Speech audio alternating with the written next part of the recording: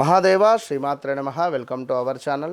12 రాశుల వారికి మరి ఏ రాశుల వారిని వివాహం చేసుకుంటే బాగుంటుంది, వివాహ పొంతన బాగుంటుంది. చాలామంది ఇప్పుడు శుక్రమౌఢ్యమి, మొన్నటి వరకు మంచి రోజులు లేవు, చూస్తే అయ్యగారులు బ్రాహ్మణులు అందరూ బిజీగా ఉన్నారు.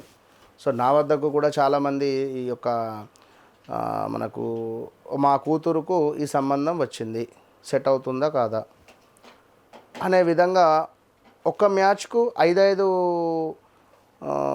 మ్యాచ్లు తీసుకొని వచ్చి ఏది ఎక్కువ సెట్ అవుతుంది, ఏది బాగా సెట్ అవుతుంది, ఈ 5 మ్యాచ్లలో ఏది చాలా అద్భుతంగా సెట్ అవుతుంది అంటే, అద్భుతంగా సెట్ అయింది ఏదైనా ఒక దోషం ఉంటుంది. కొంచెం తక్కువగా సెట్ అయింది అనుకుంటే రేపటి కాలంలో వాళ్ళు సెట్ అయ్యే యోగం ఉండొచ్చు జాతకంలో.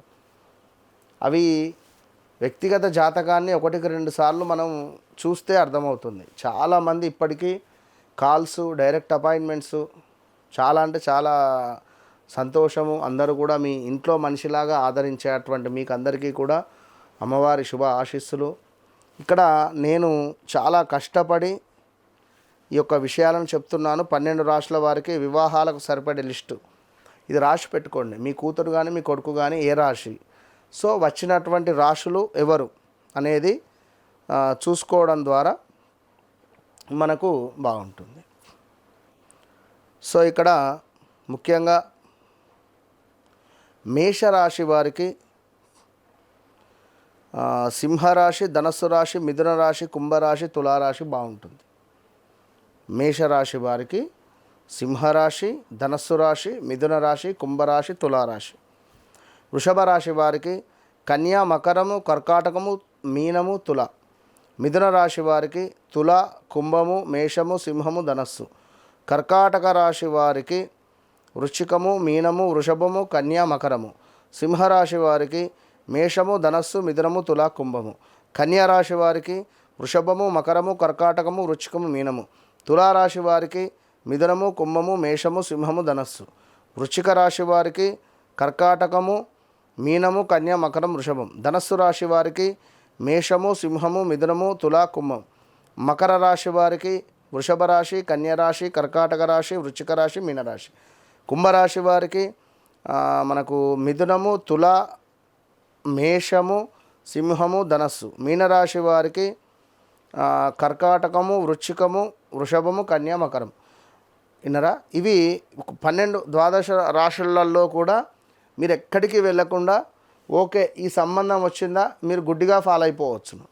అయితే గుణాలు బాగా కలిసాయి, అన్నీ బాగున్నాయి, అయినా గొడవలు విడాకులు అవుతున్నాయి అంటే మాత్రము తప్పకుండా కలత్ర దోషము ఉండడం వల్ల అనేది గమనించుకోవాలి. సప్తమ స్థానాన్ని ఖచ్చితంగా చూసుకోవాలి.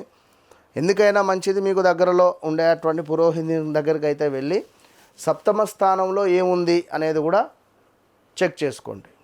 ఇది రాశుల వైజ్. మన తదుపరి వీడియో ఏమిటంటే నక్షత్రాలకు సంబంధించింది కూడా ఇస్తా. ఏ నక్షత్రం వారిని వివాహం చేసుకుంటే బాగుంటుంది అనేటువంటి విషయం మీద కూడా వీడియో చేసి ఇచ్చేటువంటి ప్రయత్నం చేద్దాం.